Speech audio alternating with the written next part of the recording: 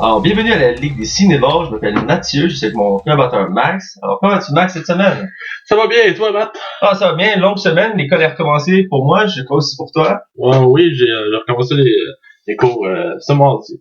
Ah, même chose pour moi, écoute, là, on va être toujours fidèles, inquiétez-vous pas, mais sans plus attendre, on va avec les chroniques. Les chroniques. Alors, nous voici dans les chroniques. Alors, sans plus tarder, notre première chronique, la chronique de qu'est-ce qu'on a écouté cette semaine. Alors, Max, je te laisse commencer. Qu'est-ce que tu as écouté cette semaine? Cette semaine, j'étais sage quand même pour les visionnements au cinéma. Je suis du retour aux études, en fait. Je comprends ça, oui. Ça gagne beaucoup de mon temps. En fait, j'ai écouté 2 films. J'ai écouté The Big Short avec Kristen Bell, Steve Carell dedans et... comment il s'appelle? Il joue dans tous les films. C'est lui qui va faire Blade Runner. On a live. En tout cas, c'est pas plus grave. Oui, chez Captain Sage, je l'ai vu aussi. Oui, j'oublie son nom, je suis désolé. Non, c'est ça. Fait que c'était un film sur l'empire financier, sur les maisons à l'époque. Ben, sur la crise économique, je crois. La crise économique. Ouais. C'est en fait, c'est 3 personnes qui ont réalisé que le système économique des maisons allait tomber dû aux prêts multiples qui a été comme une des descentes économiques des États-Unis qui les a fait rentrer dans l'eau directement. C'est très récent en plus, là. Oh, ouais, c'est 2008. Ouais, le film est sorti l'année passée. Ouais. Il est sorti en Noël l'année passée, mais c'est très récent comme sujet. Ouais. Et dans le fond, c'est les seuls comme ça qui ont réussi à faire beaucoup d'argent avec ça. Ouais. Le film est bien rencontré, je trouve. Je te dirais que la grosse force du film, c'est que c'est vulgarisé.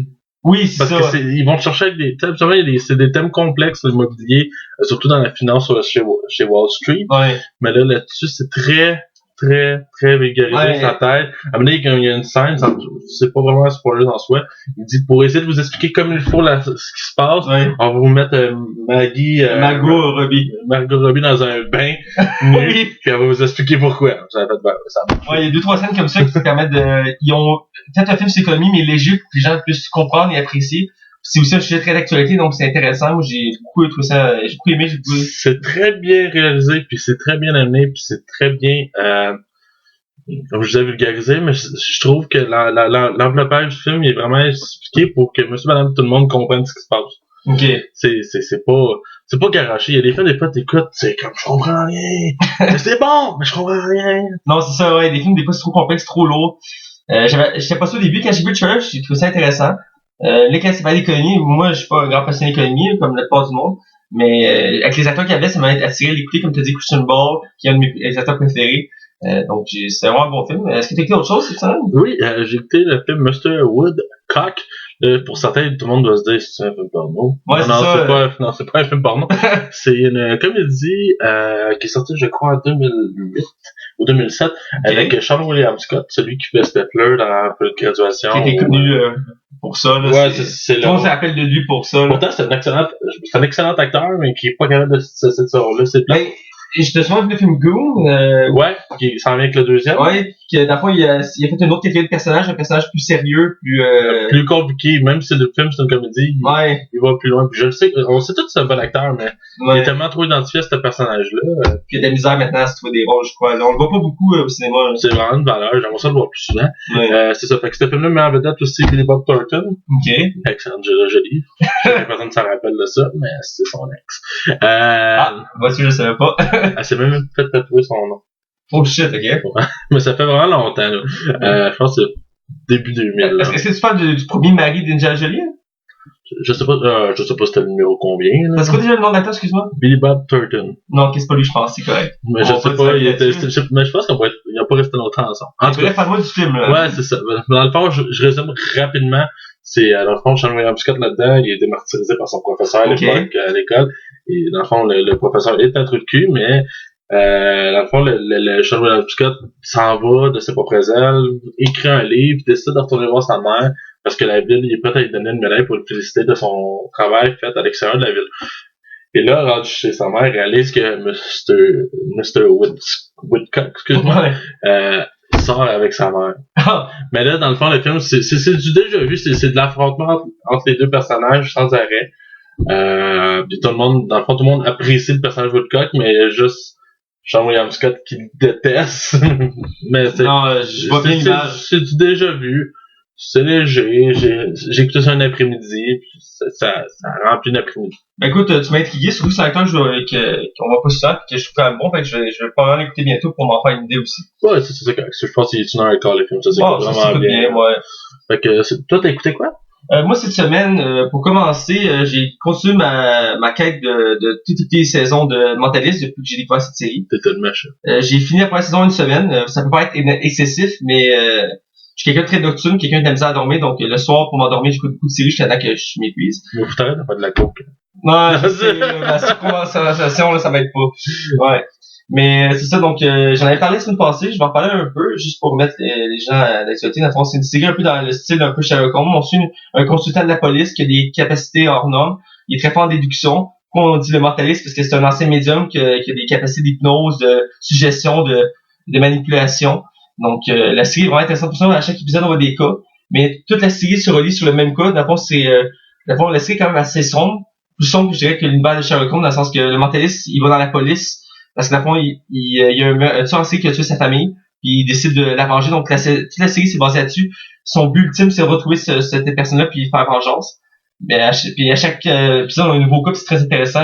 On est toujours surpris des réactions qu'il fait, puis c'est un personnage vraiment... La série, elle peut paraître sombre, puis c'est une série policière, mais lui, il amène une touche comme humour, légère, et lui, il est comme là pour s'amuser un peu. Il a pas, tu sais, il s'inquiète pas, il arrive là, il dit ce que les gens pensent, il pose des questions, fait, toi, pourquoi t'as élu? Il fait, ben, je l'ai pas, il dit, ben oui, puis il dit pourquoi que tu l'as eu, tu sais, il cherche à mêler les gens, à faire des quiproquos, qu'on peut dire, dans le cinéma. J'aime ça ajoute un petit côté humour que j'aime bien. Un peu à Sherlock Holmes aussi, mais Sherlock Holmes peut être très pragmatique, dépendant des séries puis les moments qu'on écoute. Donc c'est ça, je suis rendu à la deuxième saison et toujours captivé. Du côté des films, hier, j'ai fait un petit marathon de films d'horreur. J'ai écouté deux films, un que j'avais déjà vu, que j'ai écouté parce que je l'ai quand même trouvé bon. Lui que j'ai déjà écouté, dans le fond, c'était Ouija. Je sais pas si tu l'as déjà vu, Ouija. Non, je l'ai pas vu, malheureusement. Dans le fond, le film est basé sur le jeu du même nom, qui est un jeu que tout le monde connaît de référence, c'est quand même un des jeux plus connus dans le monde. Dans le fond, c'est le jeu que c'est un plateau qu'avec celui-ci, on peut communiquer avec les esprits. Dans le fond, ils ont basé un film là-dessus, dans le fond, parce que dans le jeu, à la base, il y a des règles. Puis si t'enfreins des règles, ça peut faire en sorte que les esprits ou les démons peuvent te hanter et te tourmenter. Donc le film se base là-dessus. On suit des filles qui depuis qu'ils sont tout petites, ils jouent à ça. Puis il y en a une qui continue à jouer quand elle est adulte tout seul. C'est une des règles qu'il faut pas en faire justement, c'est de jouer tout seul. Puis dans le fond, c'est de plus en plus sombre et macabre. Puis je veux pas trop rentrer dans les détails parce que le film il part très rapidement. Donc c'est basé autour de ce jeu-là puis des esprits. C'est quand même un bon film. As-tu beaucoup de clichés? Hein? As-tu beaucoup de clichés? Oui, il y a quand même quelques clichés, pas tant que ça, il y a quelques trucs. Mais en fait, c'est un film assez original en termes d'horreur. C'est pas très avancé le film. J'ai été surpris d'apprendre qu'il y a une suite. Ouais. Qui vient d'être annoncée. D'ailleurs, la fin du premier pouvait laisser présager une suite, même si c'était pas obligatoire. Donc, je suis intrigué de voir ça quoi la suite. Bref, ça c'est le premier film que j'ai vu. Le deuxième que j'avais pas encore vu, que j'ai vu, c'est Le Garçon. Je sais pas si tu l'as vu. Non. C'est un film d'horreur qui met en vedette Lauren Cohen, qui est une des actrices principales de Walking Dead, qui fait la copine de Glenn, je sais plus le nom de son personnage. Je pense que c'est Maggie, en tout cas. Et dans le fond, c'est aussi une Américaine qui vient en Angleterre pour changer de vie. Puis elle est engagée pour s'occuper d'un enfant dans un manoir d'un couple riche. Puis dès les premiers essais, quand elle arrive là, on constate quelque chose qui marche pas. L'enfant, c'est une poupée. OK. Fait que c'est très troublant. Puis elle, du coup, elle pense qu'il y en niaise. Puis ils sont très sérieux, ils font comme si c'était une personne. Fait que là, elle fait, OK, ben c'est une job facile. Fait qu'elle essaie de rester là, elle accepte la job. Fait que eux, ils partent en vacances pour un moment. Puis là, elle est pris avec elle. Puis tranquillement, c'est de plus en plus... comment je faisais ça? C'est de plus en plus inquiétant, de plus en plus fuyant, parce qu'il y a des choses qui se passent dans la maison. Parce que le film, plus qu'avance, plus que tu sens que l'ambiance, elle devient de plus en plus... Ouais, c'est de plus en plus intense. Puis au début, c'est comme t'es pas sûr. C'est un peu comme un peu activité paranormale. Au début, t'as des petits effets. Tranquillement, c'est de plus en plus beau. Puis à la fin, ça éclate. Puis c'est ça, fait que c'est très troublant. C'est autour d'une poupée. Puis c'est ça. J'ai passé un bon moment. J'ai aimé le film quand même. C'est pas le meilleur film d'horreur que j'ai vu. Mais je trouve ça intéressant. C'est un concept que j'avais pas encore vu dans les films d'horreur. Donc ça, c'est ce que j'ai écouté cette semaine. Tu me permets de te faire une suggestion de film d'horreur? Ben vas-y. Je sais pas si tu connais le podcast Les Mystérieux Étonnants. Je connais pas vraiment les podcasts à part lui de Mike Ward, mais OK. Dans le fond, j'ai écouté un épisode, l'épisode a peut-être un an et demi, et ils ont suggéré le film Babadook. OK.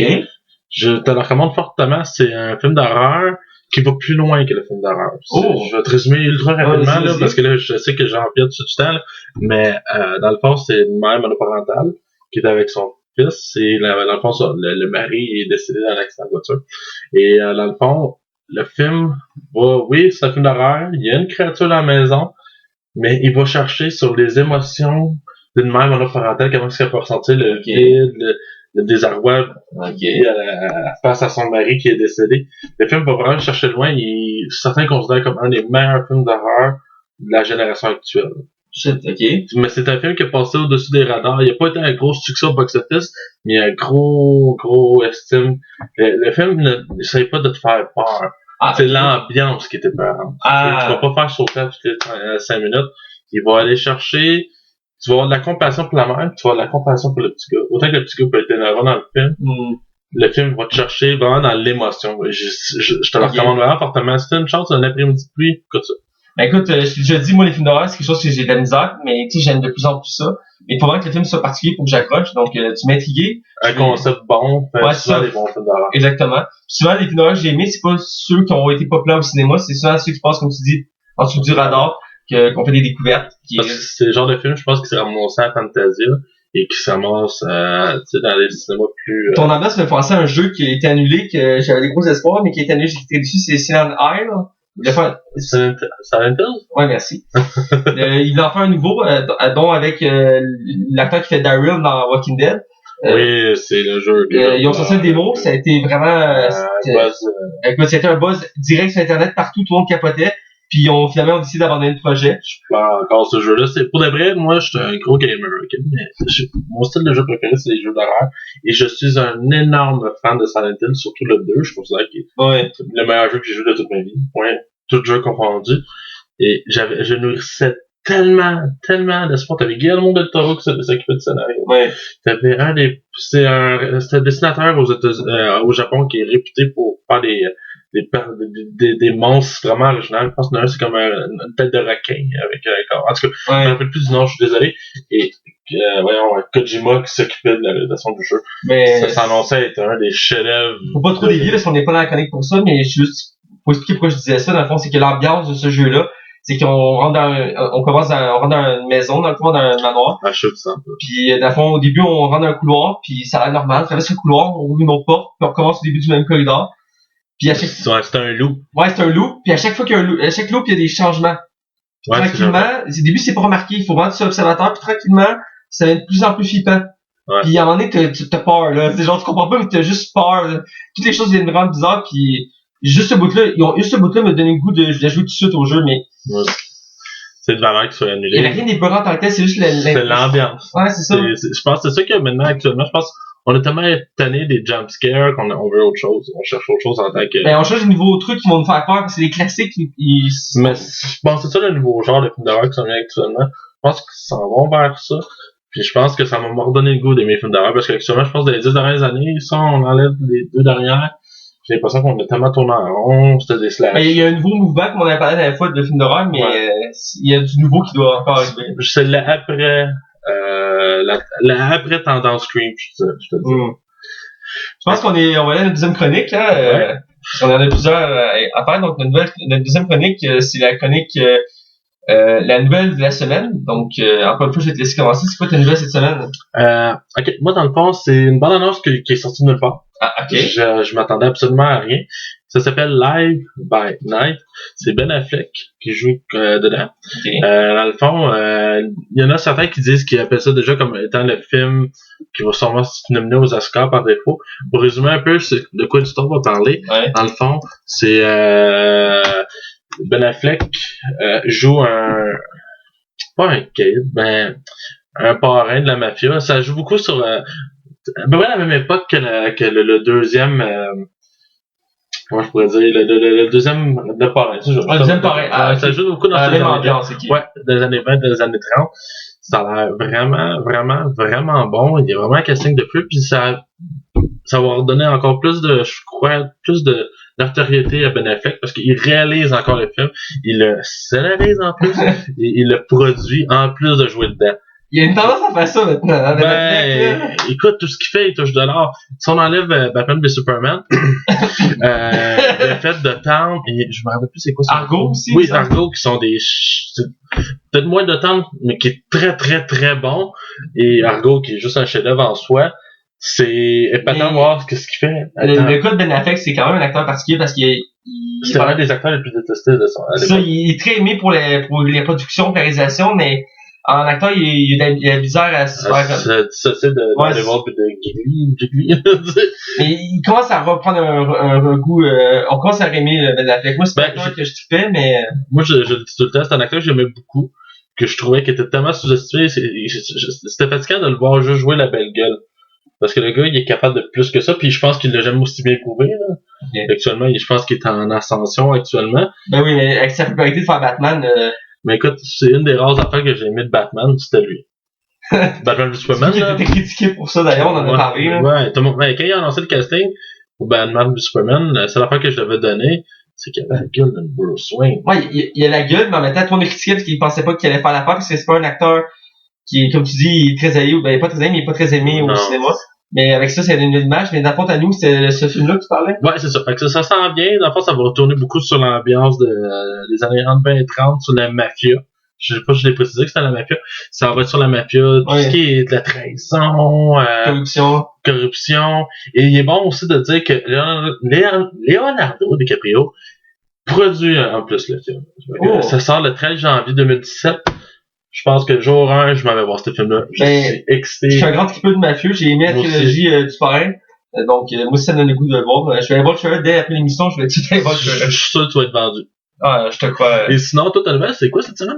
Moi, j'ai 2 nouvelles. Dans le fond, j'en avais parlé la semaine passée en partie. On avait vu le teaser la semaine passée de Deathstroke qui va être présent dans le Justice League et dans le film, il va être le méchant principal dans le prochain film de Batman. Mm-hmm. C'est Ben Affleck qui en a parlé. Au début, ils n'ont pas dit l'acteur. Il y a beaucoup de rumeurs. Tout le monde voulait que ça soit Joe Manganiello, un acteur que je connais pas beaucoup. Je sais pas si j'ai bien prononcé. Ben, il est surtout, je vais te couper dans le point, il est surtout reconnu pour jouer dans la série Batman. Si tu le dis, moi je le connaissais vraiment pas, il me dit vraiment rien. J'ai déjà vu le visage, là, mais je veux dire, il me dit rien. Puis ils ont fait confirmer cette semaine que dans le fond, ça va être lui qui va le faire. Puis tout le monde était très content. C'est rare que les fans et les producteurs sont en accord pour le même acteur. Ça arrive très rarement. Très rarement. Souvent leur premier choix des deux bords, ils refusent. Exemple, anecdote comme ça, je pense que j'en ai pas parlé à l'émission, mais Robert Downey Jr. n'était pas l'acteur en liste au début. Non, il avait même été confirmé que ce serait pas lui au début. Ouais. C'était qui à la base, il voulait Tom Cruise. Oui. Ben, ça aurait pu. Puis il y avait un bon feedback des fans, mais finalement c'est un empêchement de Tom Cruise. Tom Cruise a refusé de faire le rôle. Après, ils ont cherché d'autres acteurs, puis je pense qu'aussi parce que Tom Cruise était dans une mauvaise passe à ce moment-là aussi. Ça se peut il y a une mauvaise passe. Ou qui sautait sur le divan à Oprah. Parce que quand tu c'est ça, donc là, c'est ça. Fait que c'est pas la première fois, mais là, pour une fois, enfin, l'acteur fit avec ce qu'on demande. Ouais. Donc, je suis très content, j'ai hâte de voir ce que ça donne. Déjà, le costume me donnait le goût. Je pense que l'acteur va emmener quelque chose d'intéressant. Il y a le look aussi, pour avoir vu quelques images. Donc, c'est enfin nous que je vais parler. Ma deuxième, encore une fois, dans les comics, je suis quelqu'un de très attaché à cet univers-là. Un grand écrivain des comics. Qui est très connu, c'est Alan Moore. Mm-hmm. Même si on ne suit pas tous les comics, on a déjà entendu son nom quelque part. Il décide de prendre sa retraite des comics. Okay. Il prend pas sa retraite complètement de l'écriture, mais il prend sa retraite des comics, il est tanné. Il s'est battu d'ailleurs pendant des années pour différentes œuvres. Dans le fond, pour ceux qui connaissent pas, il est connu entre autres pour la création de Watchmen, les comics et le film qui est sorti il y a quelques années, que je crois que tu connais aussi. Ouais, c'est Zack Snyder, en plus, qui l'avait réalisé à l'époque. Oui, c'est jusqu'à la fin qu'il commence à faire de la merde. Excuse-moi, puis c'est sorti de ça. Ah, j'ai tapé ça à critiquer. Ouais, mais Zack Snyder, là, c'est très inégal. Il est connu aussi pour d'autres éléments très connus, entre autres, V pour Vendetta, que moi j'ai trouvé que c'était un très bon film. J'ai jamais vu le film, mais j'ai déjà lu la bande dessinée, et c'était vraiment quelque chose. Ça a touché le commun des mortels, parce que, dans le fond, le masque d'Anonymous, on le voit partout maintenant. Ben, c'est ça vient de là, exactement. Ouais. Puis, 2 autres œuvres, il y a, dans le fond, il y a Constantine, c'est lui qui a créé le personnage de Constantine de DC. En fait, troisièmement, il y a Constantine qui est connu. Il y a une série l'année passée qui a finalement été annulée. Malheureusement, ouais. Les fans étaient très déçus. D'ailleurs, il y a encore un mouvement là-dessus pour... Connais-tu l'anecdote par rapport à cette série? Il y a une anecdote qui est sortie. Le personnage de Constantine, je m'en rappelle plus de nom du personnage officiel, filme beaucoup dans la bande dessinée, et dans la série, il ne filme pas du tout. Et ça frustrait beaucoup de monde parce que je crois que c'était la Fox qui diffusait, je suis plus sûr. On refusait que... Non, je pense que c'est CTV. C'est NBC, je crois. NBC. Ça se fait. Écoute, dans le fond, ils ne voulaient pas avoir d'usage de cigarettes. Ouais, ils ont comme un peu travaillé le personnage, ça a pas aidé. Puis, dans le fond, ça fait, c'est encore à l'actualité, il y a une pétition, il y a des gens qui poussent. Tellement que les gens voulaient voir ce personnage-là, qui a été intégré pendant un épisode dans la série Arrow, qui était pas dans le même univers à la base. Puis pour les fans, ils l'ont intégré là, puis ça a fait un des meilleurs épisodes de la saison. Puis après, récemment, ils ont annoncé qu'il allait faire la voix de son propre personnage dans le film d'animation en rapport à lui. Donc, Justice League Dark, qui va s'appeler le film. Donc, c'est un autre personnage. Il y a aussi créé Swamp Thing, un personnage beaucoup moins connu, même si c'est un des premiers films de DC qui était sorti au cinéma. C'est un personnage, moi, je trouve pas très intéressant. C'est un homme des marais, dans le fond. J'en parlais pas trop, je ne connais pas François Nisson, mais il a quand même été assez connu à ses heures de gloire, mais le film qu'ils ont fait était un désastre. Il y avait un film là-dessus. Ouais, il y avait un film sur Swamp Thing. Il y a même eu il s'est basé sur un mythe d'un personnage qui existait historiquement, puis ils ont fait un personnage avec. Puis Alan Moore l'a créé, puis pendant des années, c'est lui qui travaillait dessus. OK. Puis d'après le dernier élément, qui est un de ceux qui m'a fait beaucoup aimer Alan Moore, c'est la Ligue des Gentlemen Extraordinaires. Non, on oublie le film, là, c'était vraiment une bonne série, ça. J'aimais beaucoup, puis c'est vraiment original. Ça me faisait penser un peu je sais pas si t'as déjà vu le film avec Ben Stiller. Je pense que c'est quasiment une parodie de ça. C'est comme une gang de personnes complètement désastrées puis qui deviennent des super-héros. Ben Stiller, je crois que lui, son pouvoir, c'est une boule de bowling. Je l'ai pas vu, ça, non? Non, il faudrait que je te trouve le film. Il y en a un qui s'appelle, c'est super bon. Mais pour ceux qui connaissent pas, dans le fond, la Ligue des Gentlemen Extraordinaires, dans le fond, c'est Alan Moore a décidé de regrouper toutes les figures littéraires britanniques des derniers siècles pour en faire comme une Justice League, mais avec ces personnages-là. Donc, dedans, il y a Sherlock Holmes, il va y avoir voyons, j'ai des blancs soudains, là, mais il y a Sherlock Holmes, il y a Donald Gray, il y a l'Indien qui s'appelle parce qu'il y a plusieurs personnages de ces personnages-là dans cette gang-là. Ils se regroupent. Il y a un film qui est sorti qui a été plus ou moins bien accueilli. D'ailleurs, Alan Moore, comme aussi pour Watchmen, que je peux parler tantôt, a beaucoup critiqué le film disant que c'était pas son œuvre. La fois, c'est une bonne série de livres. Alan Moore est reconnu pour créer des univers particuliers que les gens apprécient, des univers souvent très sombres, très profonds, très détaillés. Moi, j'aimais beaucoup ça pour ça. Je trouve un peu triste qu'il quitte l'univers des comics. Mais il va encore créer des œuvres, donc je vais suivre ça. Donc, c'était mes deux nouvelles de la semaine. Un grand pilier a décidé de quitter. Passe à la retraite, dans le fond. Des comics, mais il continue à écrire. Donc, il a dit qu'il n'arrêtait pas d'écrire, mais les comics, il a eu sa dose pour... je comprends. Ça a l'air difficile comme marché. Pas de marché, mais dans prise de tout DC Comics sur Marvel. Ça a l'air vraiment de quelque chose. C'est un univers qui se bat aussi. Je veux dire, chacun veut laisser sa marque. Ils veulent se battre contre les autres compagnies parce que il faut t'attirer les gens à aimer tes personnages, t'en créer.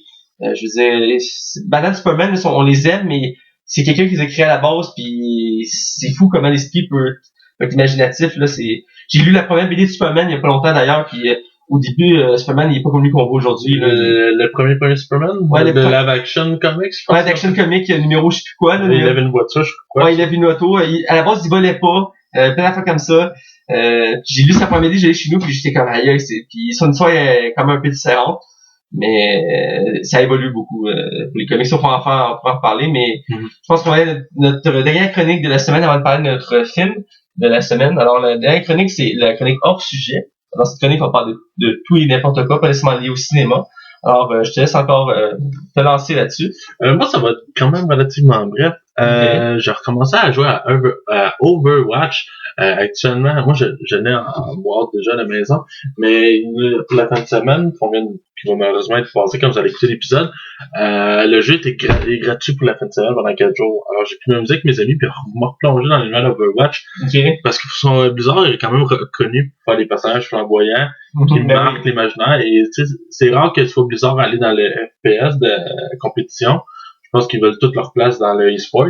Blizzard, en ce moment, depuis quelques années, ça vouloir t'interrompre, excuse-moi. Mais ils ont une tendance à vouloir assez d'autres domaines, parce qu'ils sont toujours figés dans les mêmes domaines de jeu.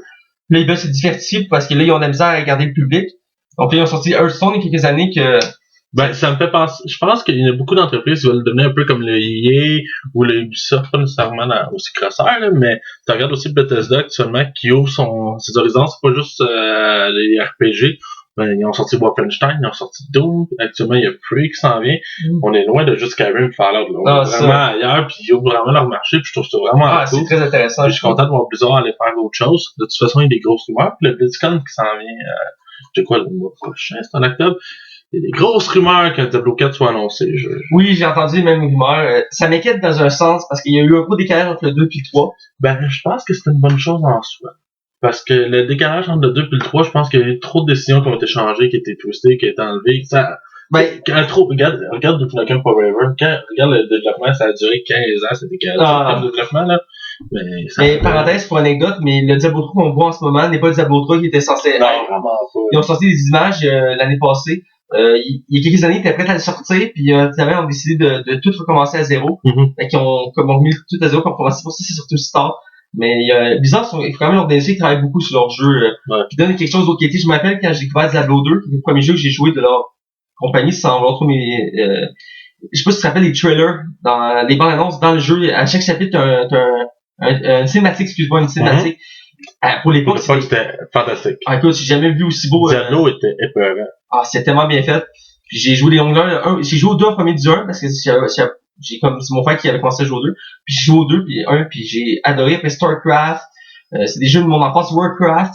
Le Warcraft 3, c'est un jeu que je joue encore. Back to World, là, je pense que c'est un jeu de stratégie, là. Warcraft. Warcraft, c'est un jeu de stratégie à la fin. Non, ben, j'ai joué à WoW aussi, mais Warcraft 3, c'est un jeu, c'est lui, je pense que j'ai le plus joué à part Diablo 2, là. J'y joue encore de temps en temps avec des amis, là. C'est un jeu qui est toujours d'actualité. Les gens réclament un 4e. À chaque année au Comic-Con, il y a tout le temps des gens qui demandent, quand vous allez faire un Warcraft 4, puis à chaque année, ils disent, c'est pas nos plans tout de suite, mais on met pas l'idée de côté. Mais je trouve ça niaiseux parce que il y a une demande. Tu sais, quand ça fait combien de temps Warcraft, là? Le 3, c'est quasiment autant que le 2, c'est un peu avant le 2. Ben, c'est ça, parce que, wow, ça fait 10 ans qu'il roule, je crois. Ouais. Je crois qu'on a assez attendu. Comme Diablo 3. Ils ont dit cet hiver, ils ont demandé, parce qu'il y avait une conférence du 2, on a Blizzard dit, est-ce que vous avez fait un Warcraft 3? Puis là, le président a dit, on met pas ça de côté, mais pour l'instant, on a d'autres projets qu'on veut vous faire découvrir. Parce que voilà, le mec, les ventes seraient là. Probablement, là, je veux dire. Ben là, d'après moi, ce que Blizzard vont faire beaucoup, c'est qu'ils vont tout lancer maintenant sur PC et sur console. Ils ont fait ça avec Overwatch, ils ont fait ça avec Diablo. Éventuellement. Je sais pas si c'est, mais il se rasseye, parce que je sais pas si c'est, mais à l'époque, il avait sorti. Diablo 1 sur PS1. Exactement. Que j'avais testé, j'ai jamais essayé. Je l'avais loué une fois, puis écoute, la prise en main était pas super, je te dis, elle était mal adaptée. Puis c'est bizarre, hein. Là, actuellement, il est très bon sur PC, Diablo 3, mais quand ils ont sorti la version console était supérieure que la version PC. c'est important de je vais en avoir. Ouais, ils veulent me lancer des couteaux, ils ont accroché le podcast, là, mais pour revenir à Overwatch, dans le fond, t'as pu tester le jeu et qu'est-ce que t'en as pensé du jeu? Overwatch, écoute, c'est un très gros lord. Je te dirais que le premier problème vraiment qui figure vraiment beaucoup, c'est que y a pas de contenu en soi. C'est, je pense, 3 modes de jeu ou 4. T'as beaucoup de personnages, par exemple, je pense une vingtaine. Puis t'as une dizaine de maps. Oui. Mais tu fais le tour vite. Mais jouer en gang, ce jeu-là prend tout son sens. Autant que Rainbow Six, que je joue beaucoup, c'est le même problème. Il manque de contenu. Mais, ils ont racheté une carte récemment, gratuitement. Ils ont racheté un personnage récemment, gratuitement. Oui. Dans le fond, le jeu, ils veulent qu'il vive longtemps. Et ils vont racheter du contenu au fur et à mesure, gratuitement. Non, ils ont dit qu'ils ont acheté beaucoup de contenu. Puis j'ai l'impression que c'est du contenu intéressant, des maps, des passages, ça, pas du contenu qui te donne l'impression que le jeu n'était pas complet. Non, si je peux citer un exemple maintenant connu, le dernier Battlefront, que c'est un jeu qui est arrivé en morceaux. J'ai l'impression que ce jeu qui est arrivé aux 2 tiers construit, ils l'ont donné parce que les gens le voulaient absolument à cause du nouveau Star Wars, ils voulaient qu'il sorte au même moment que Star Wars. Il manquait le tiers, puis maintenant, mais ils nous sortent des DLC à coût de 5$. La Season Pass au Canada était 70$. Ah, écoute. C'est $20 de moins que le jeu complet. Tu sais que peut-être que j'ai décidé de pas l'acheter le jeu. Ben, moi, je l'ai pris à 25$ à une promotion. 25$, je suis content, j'ai joué un petit bout, j'ai arrêté. Non, mais c'est ben trop. À chaque fois qu'on parle de Season Pass, je te donne cet exemple-là, c'était un jeu. Ben, ça, là, ce qui arrive, là, avec ça, c'est qu'à force de nous sortir des jeux incomplets comme ça, le monde va retourner par se dire, ben là, je fais-tu confiance? Et à 90$ aujourd'hui, je prends le temps de décider, mais j'en achète plus à tous les mois. Avant ce jeu, il y en avait un autre qui m'avait vraiment fait, qu'est-ce que tu dis, excuse? Ok, je pensais avoir entendu quelque chose. Mais il y avait un jeu français aussi qui m'avait très déçu, c'est le dernier SimCity. Je sais pas si t'es un fan de ces jeux-là. Oui, j'adore les jeux. Malheureusement, j'ai comme plus les PC qui me permettent de regarder ça éventuellement. Mais le dernier SimCity, est-ce que toi tu l'as acheté le jour 1? Non, évidemment non. Chance parce que tu sais que c'est arrivé le jour 1? Je me rappelle pas, non. Le jeu était rien qu'en ligne. Tu ne pouvais pas jouer en ligne et le serveur ne répondait pas. Le jeu n'a pas marché, je pense, pendant 3 semaines. Puis il y a du monde qui ont payé 90$ pour un jeu qui ne fonctionne pas. Oui, je me rappelle maintenant que tu m'en parles, il y a un gros scandale là-dessus, mais moi je suis pas un grand fan de ce jeu-là en tant que tel. Ok. Moi je suis fan de Sim depuis toujours. Dans cet univers-là, les jeux comme gérance de ville, moi c'est vraiment ma série à moi c'est Tropico. Ah, c'est très bon. Actuellement, je joue au 5. On a eu Cosmos PlayStation. T'es chanceux, je l'ai pas encore pu y toucher au 5. Il est vraiment bon. J'ai dû faire des choix dans mon budget, puis que j'ai pas encore touché au 5, mais c'est une question de temps. Il est pas cher. J'espère bien, mais en tout cas, tout ça pour dire que SimCity, c'était la même chose, il est arrivé en morceaux. Ils ont enlevé plein d'éléments qu'on était habitués de voir dans SimCity, puis ils ont offert en DLC. Ouais. Puis ils ont fait ça aussi avec les derniers Sims récemment aussi, puis là, les gens commencent à être écœurés d'IA. Il y a eu beaucoup de plaintes, beaucoup de pétitions. Ben, tu sais, ça a l'air niaiseux, mais les Sims 4, ils ont enlevé les piscines. Ouais. Ça a chialé pour ça, mais je vais comprendre. C'est une des affaires qui faisait comme... Moi, je joue aux Sims aussi, là, ok, là, vous lancez des tomates si vous voulez, mais j'aime ça. C'était un élément qui donnait, t'avais le goût de faire des piscines dans des choses. Puis là, ils t'es enlèvent pour plus ou moins une bonne raison. On va les rajouter plus tard. Ouais. C'est ça, les piscines creusées sont là depuis le premier. Ouais, c'est ça. Pourquoi tu les enlèves? Et ça où il enlève des enfants. Tu peux plus faire d'enfants. Ah oui, c'est vrai. Je pense que c'est bébé adulte. Ouais, ça. Ou bébé ado, je suis sûr. Non, c'est genre bébé adulte. Il y avait enlevé enfant. Tabarnak. Tu sais, dans le premier Sim, je le comprends. Ouais. Mais dans le deuxième puis dans le troisième, ils sont là. Ouais. Mais dans le 4, voyons donc, le jeu a dû se faire à la va-vite, et je trouvais qu'il y avait pas l'air d'avoir de grosses différences avec le 3. Non, j'ai vu une vidéo comparaison, il montrait quoi puis 4, puis à part qu'il était plus beau, on s'entend. Ouais, c'est sûr, mais... les nouveautés qu'il avait ajoutées par rapport à ce qu'il avait enlevé, c'était pas... Ça balançait pas. Non, c'était un flop. Les derniers jeux de EA, ils vont pas bien, là. SimCity, leur grosse série, là, SimCity, Sim, ils vont pas bien, là. Mais c'est parce qu'EA, on donne nous vendre des rêves. Tu sais, je veux dire, le dernier, actuellement BF1, que j'ai pu jouer à la bêta comme un malade, j'ai vraiment le goût d'acheter le jeu. Mais le problème que on est tous sceptiques, dans mes amis puis moi, on va souvent l'acheter parce qu'on est épais. Ouais. On a peur que ça fasse comme Star Wars Battlefront. On arrive, le jeu est super beau, mais il y a rien. Mais, au moins, il se permet d'avoir une campagne solo, ce que Star Wars Battlefront n'avait pas. Ça aussi, c'est un élément qui est quand même important. Ben, il y a beaucoup de monde qui ont été pas floués, mais ils ont jamais communiqué qu'il n'y en avait pas. Alors, il y a beaucoup de monde qui ont acheté le jeu en se disant, on va voir un jeu de Star Wars, finalement, c'est un jeu en ligne. Mais c'est un des points qui me déçu du jeu, même si c'est une nouvelle Star Wars, c'est quand même beaucoup de jouer, puis c'est un jeu à base qui est fait pour jouer à plusieurs. C'est l'optique qu'on va essayer de faire. Mais il y a beaucoup de jeux maintenant qui font ça, qui enlèvent soit la campagne d'histoire, soit ils enlèvent le multijoueur sur même console. Mais annonce-les étant un jeu multijoueur. Écris-le sur la boîte. Parce que le commun des mortels, moi, je suis correct. Je suis l'actualité, je le savais qu'il n'y avait pas. Mais le monsieur, madame, tout le monde qui ne savent pas, qui paye un jeu 90$ en disant, hey, mon gars, vous pouvez comprendre Star Wars.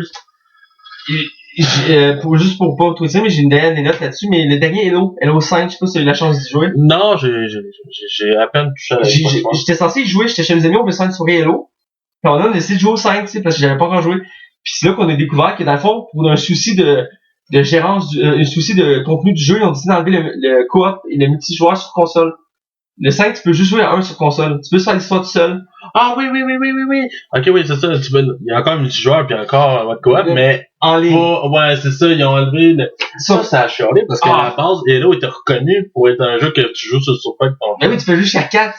À la base, c'est révolutionnaire, mais... Ouais, je pense que la raison en fait qu'il avait donné, c'était c'est parce qu'on a pas assez de jeu pour faire une fond. Mais on veut mettre ils veulent mettre plus de contenu sur l'histoire, tout comme ça, là. Ils veulent que t'achètes 2 copies, que ton chum plutôt vous jouez, n'achetez une, c'est ça. Vous jouez ensemble. Tu sais.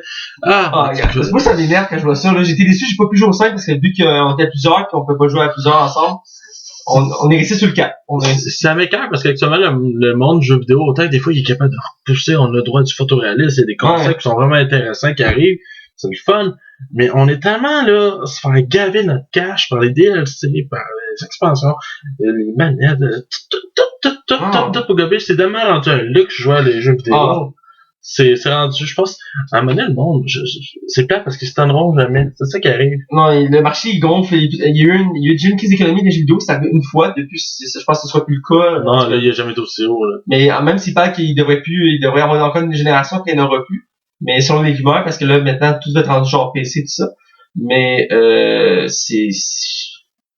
marché, le système économique du jeu vidéo actuellement. On va en parler longtemps cette année, il y a tellement un scandale, là, je veux dire. Même les consoles qui annonçaient la PS4 et la Xbox One. Ouais, la PS4 Pro qui est à date, fait vraiment pas l'unanimité. Voilà. Sais-tu pourquoi? J'ai vaguement lu dessus, mais je sais que ça... Il annonce à grande pompe que c'est une PS4K. Oui. C'est du relief 4K, c'est même pas du vrai 4K. Évidemment. Et il ne possède même pas de lecteur 4K. La console est plus puissante, oui, mais... Mais attends, ils ont précisé par contre que si vous téléchargez un film en 4K, vous pouvez l'écouter. Oui, mais tu vas-tu payer 200$ de plus pour ça? Non, c'est plutôt, est-ce que tu vas prendre le temps de télécharger un film de 100 GB pour l'écouter? Non, c'est pas logique, pis c'est... La console est laide. Ils ont juste acheté comme une troisième plaquette dessus, ouais. Ça la rend pas belle. Pendant qu'annonce, c'était en plus la Slim qui est plus... En tout cas, mais c'est la même chose avec les Xbox One, ils ont dit la même chose, pis c'est pas le même problème. Mais la S, actuellement, au moins, il n'y a pas de bullshit. C'est... La console a petit 4K, mais c'est pas les jeux 4K. Ils l'ont dit, c'est la Scorpio, donc là, Scorpio. C'est ça qui va... Ils l'ont dit, ça va être plus tard, mais vous allez avoir droit à des jeux 4K, mais actuellement, ils peuvent pas.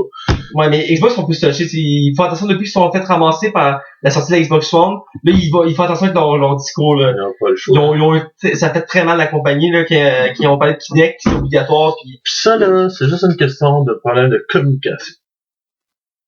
Parce que la console est pas mauvaise. Non. Elle est un peu moins puissante que la PS4 pour certains aspects, mais autrement, c'est une bonne console qui a des très bonnes exclusivités, là. Écoute, c'est une des raisons pourquoi j'en veux éventuellement. Et la communication est tellement mauvaise, elle a tellement été mauvaise que ça a nuit, là, ça a fait une tâche. Hey, c'est pas vrai qu'il y a pas longtemps, genre, c'est le président de Xbox qui a dit qu'il envisageait de peut-être faire une dernière console, puis d'après laisser le marché comme il est. Mais il y a pas, peut-être il y a quelques mois, il y avait quelqu'un sur Twitter qui a demandé est-ce qu'on peut s'attendre éventuellement à peut-être une autre Xbox. J'ai dit c'est sûr. C'est Phil Spencer qui s'en occupe. Phil Spencer est très terre à terre. Il a été il a essayé de critiquer pour faire bref là-dessus, mais écoute, je sais pas si tu sais l'anecdote, mais PS4 était censé faire la même chose, mais quand à la dernière minute, on a décidé de changer leur discours pour la conférence quand on annonçait une nouvelle console, ils voulaient pas que le PlayStation Move soit obligatoire avec la PS4, puis que tu sois connecté tout le temps sur la console pour pouvoir y jouer. Puis la fois ils ont laissé Microsoft se planter en premier. Parce qu'il est passé en deuxième. Ouais, c'est passé en deuxième. Fait que quand Xbox se sont plantés, ils ont fait OK, fuck, on dit pas ça, on change d'idée. Puis là, le PlayStation a bien passé. Puis là, c'est ça qui a l'avantage de passer deuxième, hein. En tout cas. Alors, c'est terminé. Écoute, tu fais ça bref? J'ai essayé, mais écoute, il faut quand même que je parle un peu. Vas-y. Je sens très bref. Moi, comme chaque semaine, je lis des comics. J'en ai parlé l'année passée, ça fait longtemps, la semaine passée. J'ai parlé de Teen Titans, très connu, parce qu'ils ont fait une série, puis on a déjà fait une nouvelle qui vient de commencer l'année passée, il y a 2 ans, plus qu'enfant. La fois, ils ont fait 2 séries dans le New 52. La semaine passée, j'ai vu la première. J'ai commencé la deuxième, qui est dans le fond la suite de la première. Et je suis toujours, j'adore cette série-là, puis j'avais pas parlé trop la semaine passée, mais dans le fond, on remarque chez DC qui sont très... il y a beaucoup la famille, la Bat Family, les personnages de l'univers de Batman.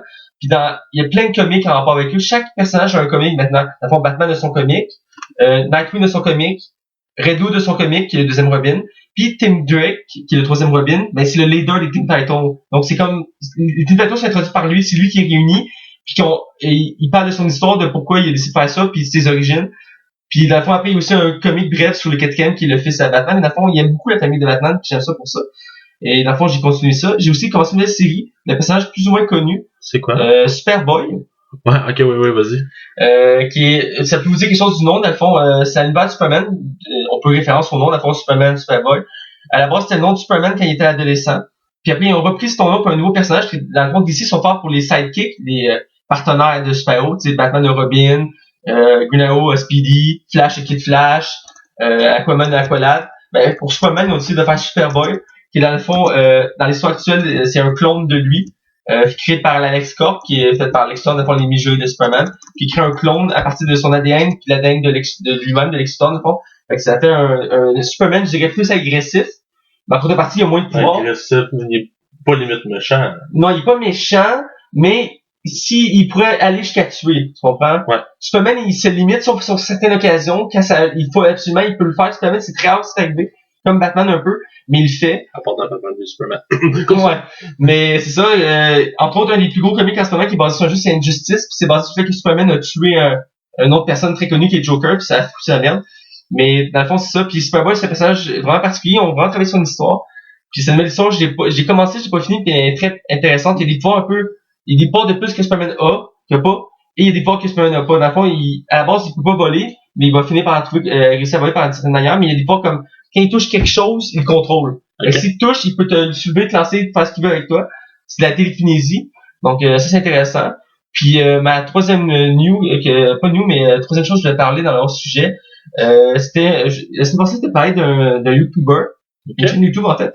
Et moi j'en suis quelques-unes, j'en suis pas beaucoup, mais ceux que je suis tellement chaque fois qu'ils sortent de quoi je l'écoute.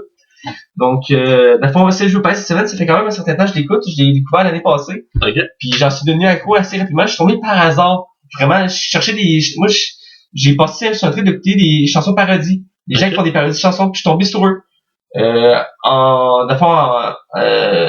En cherchant, je suis tombé sur de Smosh en fait, qui est un des plus connus sur Internet. Les deux gars de Smash? Ouais. Oui. Eux sont dans le même coin Warzone, puis on fait des vidéos ensemble, c'est comme ça que je les ai découverts. Okay. Puis je voulais pas parler de Smash tout de suite, parce qu'il est très connu, mais Warzone, c'est un petit peu moins connu. Puis, d'après c'est une gang de gars, ils sont 5. Puis, ils font des sketchs, de la musique, tout ça. Puis, à chaque semaine, ils publient des vidéos. Ils font beaucoup de parodies, puis beaucoup d'actualités. Aussi, ils parlent beaucoup de jeux vidéo, de films. Ils sont c'est un univers très geek. Puis, très drôle. C'est vraiment tout humoristique. Puis, ils vont parler des séries du moment, des films du moment. C'est de Warzone, dans le fond. Puis, c'est parti il y a quelques années. J'ai pas regardé la date, mais c'est quand même relativement récent. Puis, à chaque année, là, j'ai regardé un peu leur histoire, puis c'est en pic progressif, là. Ils se font connaître, mais je vous recommande vraiment, là. Moi, à chaque fois que je vais voir leur vidéo, je ris, je passe un bon moment, je fais des liens avec d'autres affaires, ils font des sketchs, de la musique, des chroniques sur des cinémas, sur mettons, des films font, mettons, le top 10 des personnages les plus sexy des films, ou des jeux vidéo, le top 10 des personnages les plus calmes, des trucs comme ça. Ils s'amusent à vraiment diversifier leurs choses. Maintenant aussi, le dimanche, chaque dimanche, ils game en direct. Ils mettent un jeu du moment que les gens jouent. Puis ils jouent leurs commentaires, tout ça, fait que c'est très intéressant. Alors je voulais leur faire découvrir, ça aux gens. Donc allez voir, ça vaut la peine, de Warzone sur YouTube. Ils ont aussi Twitter, Facebook pour les suivre. Donc ça c'était pour mes hors-sujets. Alors sans plus tarder, on va aller à notre émission principale du jour. On se rejoint de l'autre côté. Attention, la section qui suit ne contient aucun spoiler. Attention, la section qui suit ne contient aucun spoiler. Alors, de retour du côté des non-spoilers, notre film de la semaine, c'est Get Hard. En version française, c'est Prison 101. C'est une comédie réalisée, produit et scénarisée par Ethan Cohen. Réalisateur relativement connu, pas réalisateur connu, scénariste très connu, mais réalisateur, c'est nouveau dans son domaine. À fond, il a scénarisé entre autres, Tonnerre sur les tropiques, Men in Black 3, Madagascar 2, et il a aussi travaillé sur American Dad, il est producteur d'American Dad, entre autres. Il est quand même assez connu pour ces éléments-là. Tonnerre sur les tropiques, d'ailleurs, c'est un de mes films cultes, une bonne comédie de Ben Stiller.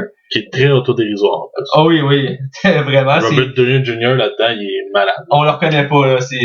On en reparlera dans une autre émission. Ouais, mais ça, c'est pour le réalisateur. Et en fond, c'est un film qui va en vedette deux acteurs principaux. Dans le fond, Will Ferrell et Kevin Hart. Mm-hmm. Et dans le fond, je pense qu'il y a d'autres éléments ajoutés sur le film. Dans le fond, le film est sorti exactement le 27 mars 2015. Fait qu'alors, ça va faire plus d'un an. En français, ici, c'est Prison 101. Et le film a été un beau succès au box-office avec à peu près 60 millions de recettes. Pour un budget assez de 40 millions. Ben, c'est quand même une bonne comédie, je suis pas étonné. Dans le fond, pour faire un résumé pour ceux qui connaissent pas le film, c'est une comédie qui met en vedette comme acteur principal Will Ferrell, qui dans le fond est un homme d'affaires très riche. Mm-hmm. Tellement, il est comme un but lui-même, tellement qu'il est riche.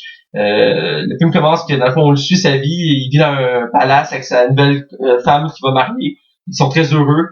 Il est avec une compagnie de finances. Et très rapidement, il est pris dans un scandale puis il est accusé de fraude. Donc là, il apprend qu'il va aller en prison, mais lui, il sait pas se défendre. Il a toujours vécu dans le gros luxe, tout ça. Donc il a très peur. Donc là, il cherche un moyen de s'en tirer, puis il réalise qu'il doit survivre en prison, qu'il doit apprendre comment. Donc, il va aller voir le premier noir qu'il connaît. Ça va être raciste, évidemment. Qui est joué par Kevin Hart. Ouais. Qui est, d'abord, c'est lui qui nettoie son char. Puis il va le voir, puis il suppose que vu qu'il est noir, ben, il est déjà en prison, donc il sait comment survivre. C'est très raciste. Le film commence avec il y a beaucoup d'éléments très racistes dans le film. C'est très Will Ferrell. Ouais. Ben, on va revenir là-dessus rapidement, mais c'est ça. Fait que ça, c'est le préambule. Il va demander de l'aide, puis lui va venir l'aider à survivre en prison, puis c'est une comédie autour de ça. Dans le fond, on passe par le réalisateur. Toi, je sais pas si t'avais aimé les œuvres qu'il a déjà faites, là. En tant que réalisateur, il a pas fait grand-chose. Je dirais plus scénariste, puis c'est un scénariste très connu à la base. Ouais, c'est ça. Parce qu'en tant que réalisateur, il a fait un seul film, pour que je le nomme, j'ai pas joué. C'est My Wife is Retarded. C'est un gros-métrage. Aucune idée c'est quoi. Faudrait peut-être que je jette un coup d'œil, mais c'est, non, c'est ça. hors de tout doute, weird. Non, il est plus connu pour, entre autres, être le producteur de American Dad, et la deuxième série d'univers, des Family Guy et de Kevin Show. Puis il est aussi connu pour le scénario des films que j'ai nommés, qui est quand même des très bons films, des succès qu'il a eu au cinéma. Surtout le dernier Men in Black, c'est lui qui l'a scénarisé, donc c'est quand même, c'était une trilogie. J'ai bien aimé le scénario du 3, là. Ouais, le 2 était très mauvais, là. Ouais, c'est ça. Sinon, le scénario aussi de Thomas et Tropique, je parlais une dernière fois, mais c'est un film tellement particulier. C'est hors catégorie. Ouais, c'est très bon. On va faire une histoire là-dessus, j'aimerais ça. Mais ouais, c'est ça. Dans le fond, moi, ce que moi j'ai trouvé la réalisation photo, c'est très simple. C'est pas, y a rien qui se démarque des autres comédies. Ils vont pas chercher. C'est pas beaucoup à ce qu'on est habitué de voir Will Ferrell. Mais c'est un film de la Will Ferrell. Ouais, c'est ça. C'est dans sa catégorie de films classiques, là, on s'entend. Will Ferrell est un genre humoristique très connu et très particulier. Mais j'aime beaucoup. Qu'est-ce que j'aimais du film, par exemple, c'est que le film se permet d'être hard dans ses répliques. Ils vont pas tout simplement juste faire de l'humour à sketch un peu. Ils vont sacrer. C'est très très très vulgaire comme film. Oui. C'est vraiment, là, il se permet des choses en plus de mettre quelques clichés très, comme je dis, il y a beaucoup de mentions au racisme et tout ça. Ouais, j'aime beaucoup cette ligne-là. C'est une ligne qui est quand même assez, non, faut faire attention, ouais. Mais le film se permet d'en parler beaucoup quand même, ce qui est quand même étonnant, là. Ben, c'est parce que prendre le premier noir en disant, ouais, t'étais sûrement été en prison, faut que tu m'aides. Ouais, c'est statistiquement parlant, dans une de ses répliques, de début, statistiquement parlant, un noir sur deux va en prison, il disait un truc de même. C'est pas le raciste. C'est vraiment raciste. Mais sinon, c'est très de base. C'est un bon film. C'est pas un chef-d'œuvre, là. On va se dire. Non. C'est pas une comédie. Je vous le jure dans le disant, on se remet plus c'est quoi, je vais l'avoir oublié moi-même. Ouais. Mais sinon, c'est une bonne comédie. Will Ferrell a fait mieux, mais il a déjà fait beaucoup pire. Ben, avant de parler de Will Ferrell, je veux parler un peu du réalisateur. Ben, moi aussi, pour la réalisation, je trouve ça quand même correct. Je veux dire, c'était pas un film très, phénoménal pour sa réalisation. C'est un film très simple à faire. C'est une histoire relativement simple, si on peut dire. Original, oui. Mais je veux dire, le film se suit fluidement. Comment je faisais ça, le film il est bon. Peut-être j'ai pas vu quelque chose qui m'a dérangé dans la réalisation du film, dans le sens que chaque scène se suit bien. L'histoire en tant que telle est comme je faisais ça, je peux croire que c'est réel. Tu sais, l'histoire est bonne. Tu sais, j'y accroche. C'est le but des comédies, c'est que ça soit tellement particulier que tu vas trouver ça drôle. Parce que c'est dur, hein, les comédies réalisées. Il y en a qui le disent, c'est sûrement un des styles de film les plus durs à faire. C'est parce que la ligne est mince, tu peux tellement te planter quand tu peux avoir une réussite, mais t'as plus de chances de te planter. C'est très dur par une comédie qui est drôle. Non, c'est ça, les comédies, soit ils plantent, soit sont bonnes. C'est vraiment, y a pas d'entre-deux. Un peu comme les films d'horreur aussi, c'est un milieu que, soit tu réussis à faire un bon film, soit c'est un échec, ouais. Non. Mais ça, le film, je trouve que c'est bon. Pour aller sur les acteurs, c'est possible, je vais m'élancer en premier. Dans le fond, moi, Will Ferrell, c'est un des acteurs d'humour préférés. Je pense que c'est mon acteur humoristique préféré. Ah ouais, à ce point-là. J'ai écouté tous ces grands films, je les ai écoutés. J'ai d'abord découvert, entre autres, avec Les Rois du Patin et l'autre qui fait un chauffeur de Formule 1 de NASCAR. Ah oui, Talladega. Je sais plus, mais ces deux films-là, c'est ça. La balade de Ricky Bobby. Balade de Ricky Bobby, dirait ça. Et aussi Semi-Pro, qui fait un propriétaire d'une équipe de basket. Oui. Puis il est mauvais, on dit. Ouais. Ouais. Je parle pas du film, là, je parle du gars. Là. Ouais, mais ces trois films-là, c'est pas mal des films qui m'ont fait découvrir cet acteur-là. Okay. Je les ai écoutés tellement de fois, je le trouve tellement drôle. Il y a un humour particulier. Et après, j'ai écouté tous ces films. D'ailleurs, mes films préférés d'humour, c'est lui qui les a fait, qui était dedans, c'est Présentateur Vedette 1 et 2. Okay. Je sais pas si tu les as vus. Oh, Anchorman 2, là. J'ai vu les deux, mais j'ai préféré le 2 pour diverses raisons. Mais c'est tellement drôle. C'est un film que vous devez écouter d'une comédie. si vous êtes pas embarqué dans l'univers de Will Ferrell, Anchorman 2, là, Ouais. c'est Mais pour encore plus l'apprécier, il faut avoir vu le premier parce qu'il y a des références. Oh oui, mais je vais toujours me rappeler d'une phrase, excuse-moi, hein, vas-y. je m'éternise.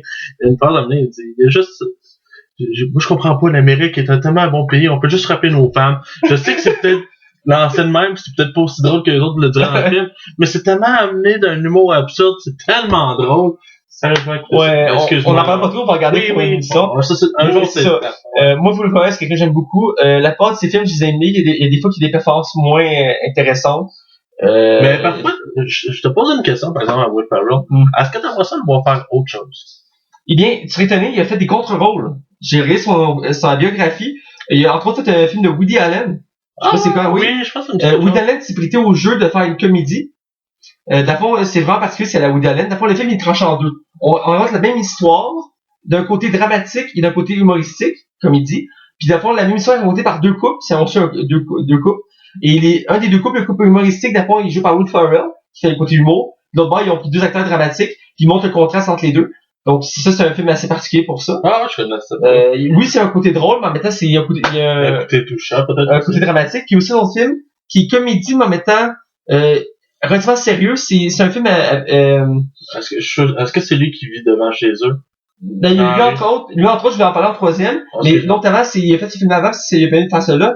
C'est dans le fond, il y a une femme qui écrivait, elle écrit son histoire. Ouais. Puis, dans le fond, à chaque fois qu'elle écrit quoi, ça y arrive, dans le fond, c'est son histoire, mais elle sait pas qu'il est réel. Elle écrit une histoire de même, mais elle raconte l'histoire de ce gars-là. Puis ça fait qu'il tombe dans la merde, puis c'est drôle, mais en même temps, c'est triste, parce qu'il a plus contrôle de sa vie, puis là, il commence à être dépressif, tout ça, puis il essaie de comprendre ce qui se passe. Puis il finit par rencontrer l'auteur de sa vie, tu vois l'absurdité. Et pour revenir aussi au dernier film que tu parlais, dans le fond, le film commence très sombre, je l'ai pas eu des choses écoutées, mais dans le fond, l'histoire, c'est qu'il se sépare de sa femme, je ouais, c'est ça, il se ramasse dans la rue. Il ramasse dans la rue, puis il décide qu'il veut pas s'en être chez lui, parce que c'est sa maison. Donc, il utilise ses enfants dans son entrée, puis il décide de vivre dans son entrée, puis il devient dépressif, puis il décide de faire une méga vente de garage pour comme changer d'idée. Puis le film tourne sur ça, puis c'est très psychologique, très philosophique, puis ça a fait un contre-rôle qu'on n'est pas sûr de le voir, mais c'est souvent c'est quelques acteurs comiques, si je peux me permettre. Il y a beaucoup d'acteurs comiques qui sont pris dans le rôle comique.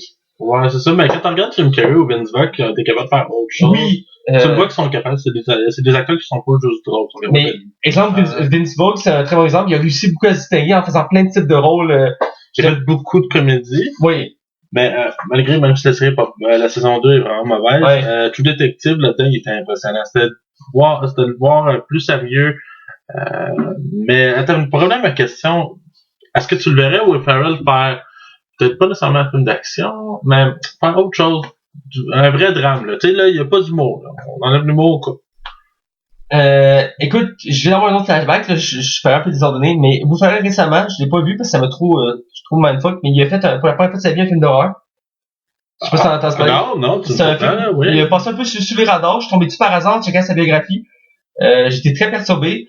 C'est autour de, il est comme marié à une femme, mais j'ai pas trop compris l'histoire. C'est un de ses derniers films, je ne sais plus du nom, malheureusement, mais je pense que ça vaut le détour parce qu'il tente une percée dans d'autres domaines. Puis selon la critique, il a l'air moyen, mais les films d'horreur, c'est toujours considéré moyen la plupart du temps.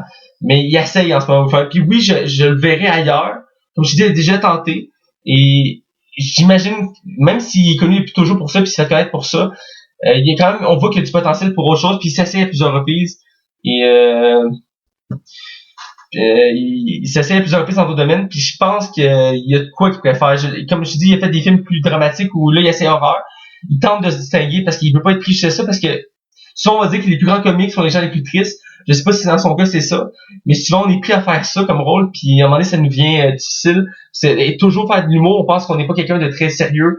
Un peu comme si je fais un parallèle, Elvis. Elvis est devenu très malheureux parce qu'il était prêt à faire juste des comédies musicales. Puis lui, il voulait faire des films sérieux. Il en a fait un brièvement. Il a beaucoup aimé. C'est quand même un petit film. Mais lui, il se voyait comme faire des trucs sérieux. Puis son gérant voulait juste faire des comédies musicales. Puis ça l'a comme détruit mentalement. Je sais que vous lui, il adore faire comédie, c'est sa spécialité. Mais oui, je le vois. Mais toi, pour te lancer la question, toi, est-ce que tu devrais faire autre chose? Oui, moi j'aime ça, les acteurs qui font du contre-emploi, tu sais, qui ont Autant que Jim Carrey, il a pas fait tant de bons films contre-emploi. Il m'a marqué avec son film d'horreur, que t'as sûrement vu toi aussi. Ouais, L'Ombre 23, que j'ai pas aimé du tout. As-tu déjà aimé un film dans ta vie? Oui, j'en aime beaucoup, c'est ça le pire. Mais ce film-là, je l'ai trouvé trop inégal. Ça commençait super bien, puis ça devient très, très sombre pour rien. En tout cas. Mais sinon, oui, il avait fait Eternal Sparkland. C'est Eternal Sunshine of My Mind. C'était un film de très weird. Je l'écoutais avec ma... C'est genre un journaliste sportif, un truc comme ça? Il va à Las Vegas, puis il n'y a pas de fumée? Non, c'est un gars qui s'en va s'implanter des rêves avec un casque. Il y a Mark Ruffalo là-dedans. Il y a vraiment un gros casting. J'ai pas vu celui-là, non. C'est très, très weird comme film. Je te crois. Je pense que chaque scène est une émotion en soi. C'est très spécial. Il est souvent considéré dans les 100 meilleurs films de toute l'histoire. Oh shit, faut que j'aille voir ça. Mais Jim Carrey, je l'aime particulièrement dans le sens qu'il me fait penser d'un côté à Johnny Depp. Il est quelqu'un qui est capable de... On l'oublie à ses personnages. Ouais. Il fait plein de personnages différents, puis on l'oublie. Parce que le caresse, il est fort. Ouais, c'est ça. Jim Carrey, c'est quelque chose de lui, là. Il est canadien d'ailleurs, c'est une fierté. Puis même s'il fait beaucoup moins de films qu'avant, il a perdu un peu de souffle, il a pas fait beaucoup de films récemment. Il pas son temps, mais là, prochainement, Jim Carrey, je sais pas si tu connais Eli Roth. Eli Roth, il jouait dans Inglourious Bastard, et c'est lui qui a réalisé Hostel 1 et 2, l'auberge. Ouais. Il fait un film d'horreur. Okay. Et Jim Carrey et Bruce Willis sont dans le film. Oh! Puis pour donner une idée, Eli Roth, là, il fait des films très, très violents. C'est pas des petits films on se donne des bisous. Non, c'est plus loin que ça, c'est très gore. Alors, je suis très curieux. Je voudrais qu'on ait des dévier un peu là-dessus, mais... Mais sinon, moi, je vais te poser une question. Oui. Kevin Hart, qui devient actuellement le chouchou des films d'action, pas des films d'action, excuse-moi. Un peu, il en fait quand même un peu, mais des comédies. Oui, Kevin Hart... Tu l'aimes-tu? Parce que, je sais pas. Honnêtement, je le connaissais pas avant celui-là. Non! Okay. J'avais déjà entendu son nom. Même pas en tant qu'humoriste, parce qu'il jouait dans les Scary Movie, hein. Mais c'est ça, je voulais spécifier deux choses. Je savais que c'était un humoriste, j'en ai entendu parler parce que je suis beaucoup de choses en anglais, dont les shows de Jimmy Fallon et Jimmy Kimmel, qui a déjà passé ces émissions-là, puis il est très drôle, là, c'est pareil. Parce qu'il est très populaire, c'est ça. Ouais, il est très populaire, il y a un effet monstre, un peu comme Will Ferrell à son époque. Puis, il y a aussi, comme tu dis, il a fait les films de peur. Scary Movie, ouais, il a fait 3 et 4. Je l'avais brièvement vu là, mais il m'a apporté une en tête. Ben, attends, je vais te donner une scène. Oui. Excuse-moi, j'arrête pas de faire des parenthèses dans des parenthèses. Non, mais j'aime ça. Quand ils font rire de Brokeback Mountain et Anthony Anderson et lui se mettent de vaseline sur le corps. C'est lui le petit gars. Ok, ouais, je me Ok, fin de la scène, fin de la parenthèse, on retourne sur ce que je disais. Puis, ouais, c'est Kevin Hart, dans le fond, puis il était connu aussi, il a commencé une saga, mais ils sont rendus à 2 films, c'est Ride Along, je pense en anglais. Ouais, Ride Along avec Ice Cube. Ouais, Ice Cube. Ice Motherfucking Cube. J'ai pas vu le 1. Non. Parce que je savais pas que ça existait au début. C'est un de mes amis récemment que lui avait beaucoup aimé le 1. Puis le 2 est sorti il y a pas longtemps. Puis il voulait absolument le voir. Puis au début, j'étais pas sûr de l'idée parce que j'avais pas vu le 1. Puis les deux acteurs en tant que tels, là, je les aime beaucoup de plus en plus, mais à la base, ces deux-là, je triperais pas. Pour parenthèse, pour l'autre acteur, comment il s'appelle déjà? Ice Cube. Ice Motherfucking Cube. Je l'ai connu à cause de... Il a fait une autre saga, lui aussi, avant, que, dans le fond, il fréquente une femme qui a déjà 2 enfants, puis doit s'occuper d'eux. Ah, c'est un moment... Est-ce qu'on arrive? Ouais, quand on arrive, il y en a eu 2. J'ai pas trippé sur ces films-là. Même si là-dedans, on voit déjà son personnage de quelqu'un de bête. C'est drôle de le voir là-dedans, parce que Ice Cube, on fait des parenthèses dans les parenthèses, ça n'a pas de sens, c'est méta, on maudit. Ice Cube, c'est drôle de le voir, c'est un gros gangster rap qui faisait partie de, je me rappelle plus du groupe de rap. Il a passé une petite carrière d'acteur, parce qu'il y a beaucoup de... Les jeunes pas jeunes à les films pour c'est comme, what the fuck? Ben, ok, excuse-moi. Mais ça pour dire que Kevin Hart, je le connaissais pas vraiment. Ben, il est charismatique. Non, c'est ça, dès le début qu'on le voit, il accroche. J'ai tout de suite été accroché par lui. Il y en a beaucoup qui le considèrent comme étant le nouveau Eddie Murphy. Moi, j'ai l'impression aussi, dans le sens qu'il y a un peu l'humour semblable, l'humour, tu sais, il fait le noir de service sans vouloir être raciste. C'est plate, parce que ça devrait même pas être construit comme ça, mais je sais que t'as raison. Non, dès le début du film, c'est comme ça qu'on le voit, c'est le noir de service. Eddie Murphy, à la base, c'était ça un peu, c'est le noir de service. Il a fait beaucoup de films en rapport au fait qu'il était noir. Dont un film qui était le roi de je sais pas quoi, en tout cas on reviendra pas là-dessus, mais j'ai appris à découvrir le film, je l'ai bien aimé pour ça. Ça m'a permis entre autres d'être convaincu de voir le prochain qu'il a fait, que j'ai vu qui c'est Agent très spéciaux, je sais pas que ça s'appelle, avec avec The Rock, mais ça a l'air bien, je l'ai pas encore. J'ai trouvé très bon. Dans les deux cas, je pense que je connais pas beaucoup, mais j'ai l'impression que son personnage qui fait régulièrement, comme la Buffalo, lui c'est un personnage de quelqu'un qui a peur, qui est faible. Ouais. Même chose avec Ice Cube dans sa saga. Ice Cube fait quelqu'un de pas fort, de faible, qui a peur. Ice Cube? Ok, dans le film. À Long Q, ok, ouais, ok, tu parles de Kevin Hart. Il fait le même personnage, il fait un personnage peureux. Je pense que c'est ça qui fait qu'il est aimé, c'est ça, le fait qu'il fait un personnage peureux, que ça lui colle bien à la peau, je trouve. Puis on le voit déjà dans le film, on va en parler un spoil, mais j'ai beaucoup été attaché par le personnage. L'acteur, j'ai découvert tout, je sais pas qu'est-ce que tu penses d'acteur, là? J'avais pas Kevin Hart, je pense pas que c'est un mauvais comédien en soi. C'est sûr que c'est un gars de la scène il est moins connu ici. Non, c'est ça, il est pas vraiment totalement connu. Je crois qu'éventuellement il va devenir connu, mais actuellement il va tourner bientôt le remake de Intouchable, c'est le film français. Ouais, il va faire un remake? Ouais, c'est lui qui joue à la place d'Omar Sy. Ah, ok. Ouais, et je pense que ça va y coller c'est bien. Colin Firth qui fait handicapé là-dedans. Ah, mais là que tu m'en parles, je me rappelle qu'il avait parlé du film que c'est Colin Farrell qui a été confirmé comme acteur principal. Ouais, c'est ça. Fait que ça, j'ai hâte de plus savoir là-dedans, le voir jouer autre chose que juste le noir de service. J'aime pas ça dire ça. Non. Mais il y a beaucoup d'acteurs humoristiques noirs qui arrivent au début, puis il faut Eddie Murphy, ça a pris du temps avant de se distinguer. C'est plate parce que, en tout cas, ben, écoute, c'est encore difficile d'avoir des filles comme tête d'affiche dans un film. En tout cas. Mais pour revenir au film, dans le fond, là, j'aimerais savoir ton opinion sur le film en termes général. J'ai dit un résumé de l'histoire, donc déjà, c'est au courant. Il faut pas spoiler, parce qu'on va en parler tantôt, mais juste ton opinion globale du film, comment tu l'as trouvé, là? J'ai aimé. C'est pas un grand film, mais c'est pas un mauvais film. C'est une bonne comédie. Il y a des bouts que j'ai ri. Il y a des moments qui sont drôles. C'est jamais trop poussé. C'est ça que l'autodérision du film, il marche bien aussi, je trouve. Non. Ça marche toujours bien, l'autodérision. Je pense que ça pogne dans n'importe quoi. C'est encore plus le fun quand tu connais, mettons, plus le milieu du cinéma. Oui, ben, il y a tout le temps des références, puis c'est ça. Sinon, toi, t'as pensé quoi du film? Moi, je l'ai bien aimé. C'est pas ma comédie préférée de Will Ferrell. D'habitude, j'ai l'habitude de rire beaucoup avec Will Ferrell. Parce que si j'ai ri, oui. Pas autant que j'aurais cru que j'allais rire, même si Kevin Hart me fait rire quand même, puis je m'y attendais pas. Il y a des passages oui, il y a de l'humour tout le long, mais il y a des passages que je trouvais moins drôles. Mm-hmm. J'ai quand même écouté 2 fois le film, donc j'ai quand même pu me faire une deuxième idée. Mais c'est quand même une bonne comédie. J'ai ri, c'est Will Ferrell, on s'entend, là. Toutes ces comédies nous font rire. Donc, je trouve que c'est un bon film. À moins que tu aies quelque chose à ajouter, je pense qu'on va dans la section spoiler pour vraiment détailler notre critique. On peut y aller, moi je suis prêt. Ben, parfait, donc on se rejoint du côté spoiler du film. Attention, la section qui suit concerne les spoilers. Je répète, attention, la section qui suit concerne les spoilers. Alors, de nous revoilà dans le côté spoiler. Alors ici, on faisait tout ce qu'on veut. Alors, si vous n'avez pas vu le film, je vous recommande de vous en aller tout de suite, d'aller vous cacher dans un coin, de boucher les oreilles en criant la. Alors, sans plus tarder, on va se lancer. Alors, je vais commencer, si tu me permets. Ouais, vas-y. Non, fuck off, t'as pas le droit. Sors la pièce. C'est bon, je m'en vais. Ok, c'est bon. Bon, très de malade. De la fond, comme j'ai dit, j'ai trouvé le film bon. Okay. Dès le début, on voit tout de suite l'humour qui embarque parce que, de la fond, c'est Will Ferrell, puis son humour particulier. L'histoire tourne autour du fait que c'est un homme d'affaires qui fait une fraude et qu'il doit se préparer à aller en prison. Puis dans le fond, le film, ce qui arrive, c'est qu'il croise le premier noir qu'il connaît, qui était lui qui lave ses autos, qui est Kevin Hart. Même ça, c'est raciste. Non, c'est très raciste. À la base, c'est raciste, ok? Mais même le fait qu'il lave des gens. Puis dès qu'il voit qu'il continue à dire plein de répliques racistes, d'où le fait qu'il dit je suis sûr que t'es en prison, pis tout ça. Puis l'autre, il faut l'insulter, c'est quand même pour qu'il se défende, tu sais. Ça serait trop raciste. Finalement, il accepte parce qu'il a besoin d'argent. Encore sa fille à une bonne école. Encore un autre truc raciste, c'est que le noir il est pauvre, tu sais. Parce qu'il y a plein de références racistes. Je sais pas si c'était voulu. Limite, c'est pas plausible, là. Mais en tout cas, là, il accepte, fait qu'il transforme sa maison, qui est une espèce de palace, en prison. Ouais. Puis le film se déroule une grosse partie là, puis il fait revivre ce qu'il vit dans une prison, donc il enferme dans une cellule, il y a de la bouffe de merde, il se maltraité, se battre. Puis tout le long, c'est un jumelage entre Buffalo et Kevin Hart qui font se relancer des répliques. On voit principalement ces deux-là tout le long du film. Donc c'est ça, fait qu'on voit beaucoup l'humour. J'ai beaucoup aimé les scènes.